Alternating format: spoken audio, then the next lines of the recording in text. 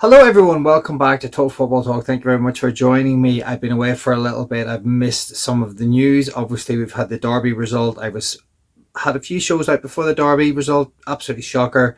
We are a club heading potentially back into crisis, but there's plenty of news coming out, so I'm going to look at the headlines, and those headlines begin with Manchester United could be looking for a midfielder, and we could be going to the Saudi Pro League apparently to bring someone in. So we'll look at what's being said there. Apparently, we've got a stopgap within our current player setup that could fit that centre defensive midfielder role. We will have a look at who that may be. There's been a couple of players have been mentioned. One I understand, one I have no idea about. Manchester United revenue has been announced as well, so we'll have a quick look at that. And as always, I love to do a little bit on the youth because it's so important to the DNA of Manchester United. And we will have a look a little bit about what's being said about Shea Lacey. Okay, let's go with the top story. Obviously, the financial results probably are the top story at the minute. It's probably the one that everyone else is talking about. So I will jump into them in just a moment. But I want to look at this Ruben Neves story that is coming out from Caught Offside. Manchester United manager Ruben Neves is a big fan of the El Hilal midfielder Ruben Neves, as a January transfer could be possible. Ruben Neves could move back to Europe this January for around 20 million euros. Sorry. Now, for me, as much as Ruben Neves is a very good player and he was excellent when he was at Wolves, and he's a player I would have loved and a player I would think would have fitted into Manchester United's system previously in a 4-3-3, I'm not entirely sure whether he will fit into Ruben Amorim's system because he is a good midfielder, but has he got that power to get up and down the field on a regular basis? I don't know. He's been playing in the Saudi Pro League for a little while, so he has kind of dropped out of the Premier League and he won't be being played at that particular standard. He At 20 million, it sounds a reasonable price, but what are his wages? He didn't go to the Saudi Pro League and earn, next to nothing. He will be on astronomical wages. I can imagine if he does come to Manchester United, he will also want to be on excellent wages. So, do I believe in this? I doubt it. To me, this is kind of maybe another short-term stopgap, and maybe this is just people finding a link between Saudi Pro League, Portuguese player, and Manchester United desperately needing a midfielder, because that is something that we do need. We've seen the construct of what happened during the Manchester City game, and that was absolutely shocking. Bruno lost his man. Phil Foden did his usual thing and scored against Manchester United, as did Haaland. We were dreadful. We went one down. We struggled a little bit. The midfield went to pot, and that is the one thing that ultimately needs fixed. Now, people are talking about Kobe Mainoo played excellent for me when he came on, but the problem is the game was over, and I feel like Manchester City were just sitting on their laurels. Or sorry, no, I tell a lie. They weren't sitting on laurels. Apologies, I just had to fix my sound there. They weren't sitting on their laurels. What they did is they sat back and they defended, and they allowed us a little bit more time on the ball, and Kobe was able to produce some little bits of gold, but unfortunately it didn't result in us actually scoring a goal. So I do believe that for me, Kobe needs to play, Ruben needs to play him, and this midfield scenario is an absolute shambles and a shocker. And I think Bruno Fernandes playing in that midfield is killing us right now. He's a 10, he's a specialist, he should be playing in the 10 role. He shouldn't be playing as a deep lying midfielder. And for me, we are really, really not using him properly, and it's really, really frustrating, and it's not working. And my faith in the manager is slightly waning. I don't want to see a manager sacked. I cannot be bothered. I cannot be arsed going through this nonsense again. There was five managers. There was apparently a five-manager list that came out a couple of days ago with Marco Silva, Areola, etc.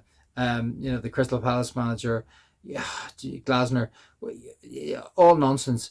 But maybe it won't be nonsense if we lose to Chelsea at the weekend, another massive game. God only knows what's going to happen in that one, because I have no idea which Manchester United are going to turn up. I don't even know if we can score goals. I don't even know if we can create chances. Apparently, Bruno Fernandes created some great chances in that game. I tell you what, I would love for someone to go back and actually show me what the hell he actually created, because he was dreadful again. And for me, he didn't create anything. Throwing a ball into the box, for me, isn't creating a really massive chance if it's not a half decent cross, because we couldn't cross our legs the way they're crossing the ball into the box. Dreadful. Anyway, apparently we also have a solution within our squad, and I have heard this one battered around before, and this is Lisandro Martinez could be a defensive midfielder for Manchester United when he returns from injury. Again, has he got the legs? Can he actually do it? Is that something that we can work with? I severely doubt it. He's never played there before, or if he has played there, it's definitely not in being in Manchester in the time at his time in Manchester United. I don't think he's ever played there for Argentina. Maybe he has a little bit for Ajax, but I wouldn't exactly say he's a specialist moving into a particular specialized role. Again, short-termism and horrific. I also heard people talking about Diego Dallo playing in that role, and also sounding like apparently he was like Brian Robson in training.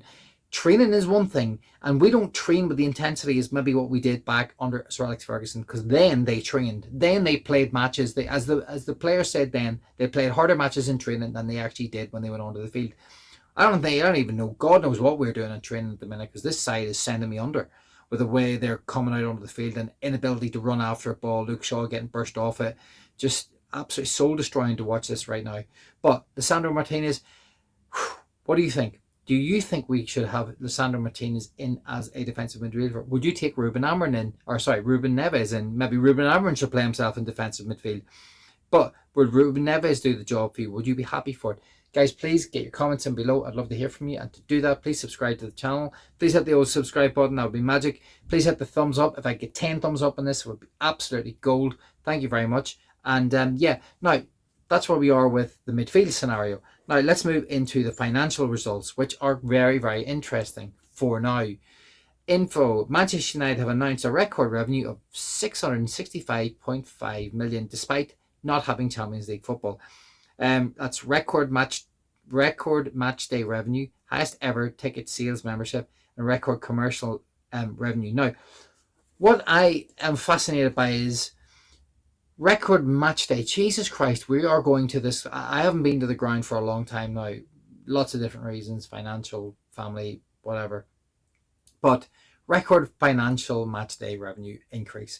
Jesus, people are paying more money to watch this shite.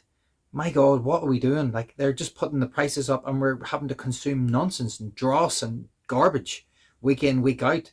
Every fan is just being, we're being humiliated. We're being destroyed week in, week out.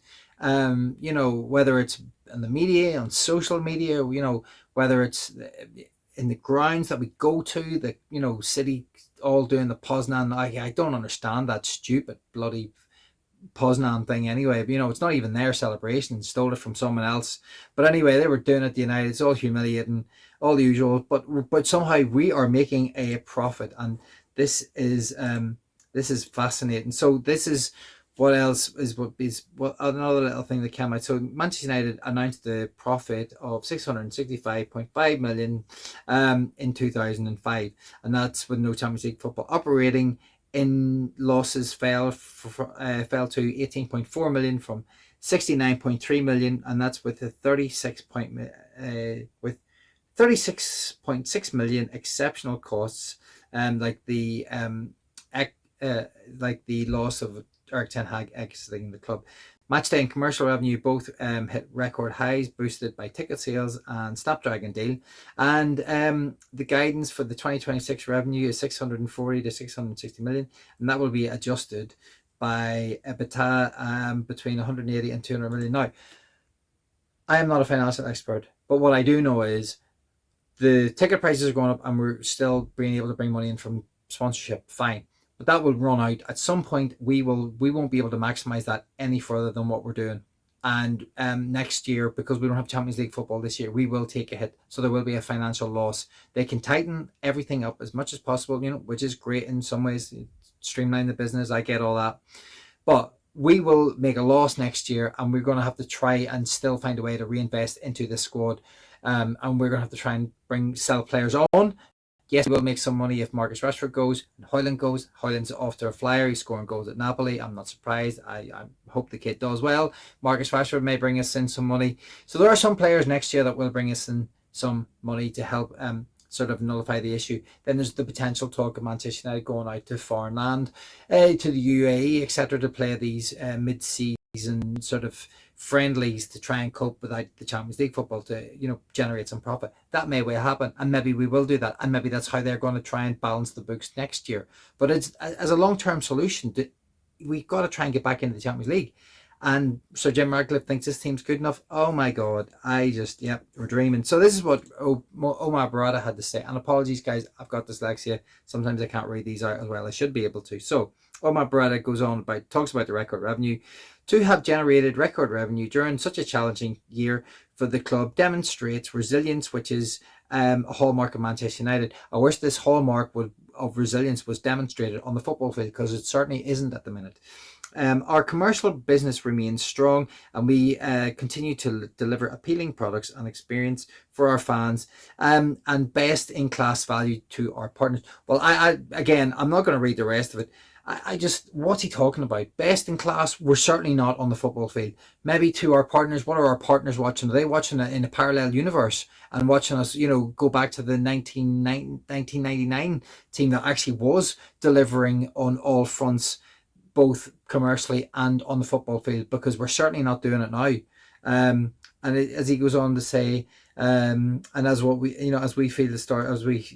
we start to feel the benefits from our cost reduction program, there is significant potential for improved financial performance, which will in turn support our overriding priority, success on the pitch. Bollocks. Absolute bollocks. I don't believe a word of that. What's he talking about? Where's the evidence? It's clearly not in front of us.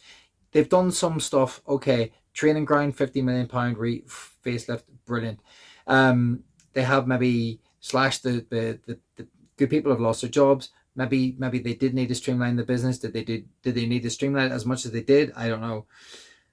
And now he's talking about best in class and performance on the pitch, and none of this stuff marries up. And I'm sick to God of it. Sick to tires. It's driving me mental. Anyway, Shea Lacey is a precocious talent. He's done very well in the academy, and he's someone who is shining again. Poor lad's had lots of injuries. Very, very talented kid.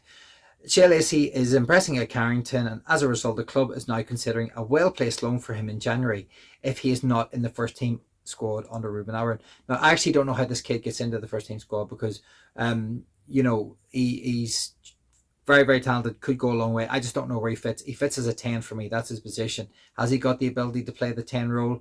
Yes, but there's far too many players in front of him. Mason Mount, Xerxes, Mbumo, Cunha, Bruno. Jesus, there's too many of them. So I feel for this kid. The pathway through is absolutely squashed. I don't know how he makes it through. I hope he does.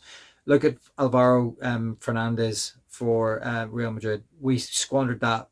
That's on Ten Hag. Although whoever sold him, absolute joke. Classy left back. Could have been doing with him. Brilliant on the wing. Brilliant getting up and down. Playing really well for Madrid. They got a talent. We lost the talent. Again, these bucketheads decide to destroy this club, and they carry on doing it. Is Shea Lacey going to be another one of these? I don't know. I hope the kid goes out on loan. I hope he does well. But anyway, the academy is our one hold to the DNA of Manchester United at the minute, because we ain't got much else. Anyway, there we go. Guys, thank you very much for joining me. I'm Keith. I'm the host of this channel, and I've been really angry and frustrated with the shocking performances of Manchester United. And I have gone through some dark times with my brain trying to come to terms with how rubbish this football club is. And if you've got to the end, you're a legend. Thank you very much. And Steve Howson does a great job, and he does a morning show, and he goes for a walk, and he talks about the importance of mental health and people talking out. I don't know of anyone that's gone through a rough time. I've gone through a bit of a rough time recently. This has been a little bit of a release. It's really, really difficult times for many, many people out there.